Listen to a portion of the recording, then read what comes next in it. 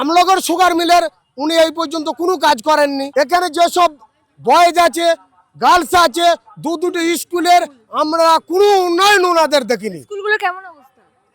এই স্কুলগুলো ধরেন যেসব মাস্টারগুলো এসছে, এদের ডিগ্রি কি আছে বলতে পারছি না, কিন্তু এরা সব নতুন নতুন ছেলে। এর আগে বামফ্রন্টের যেগুলো ছিল সেগুলো শিক্ষিতই ছিল। একজন মাস্টার গিয়ে আর একজন মাস্টার ঢুকছে না। এই স্কুলগুলোতে কি কারোর চাকরি গেছে এরকম কিছু শুনেছেন? এইখানে গার্লস স্কুলে দুজনের গিয়েছে শুনেছি, গার্লস স্কুলে, কিন্তু বয়েজের গিয়েছে কেনা আমি এখনো সংবাদ পাইনি, তবে এর পরে পেতে পারি। আচ্ছা, আপনি কি করেন? আমি এমনি আপনার ছোটখাটো একটা ব্যবসা করি। ব্যবসা করেন।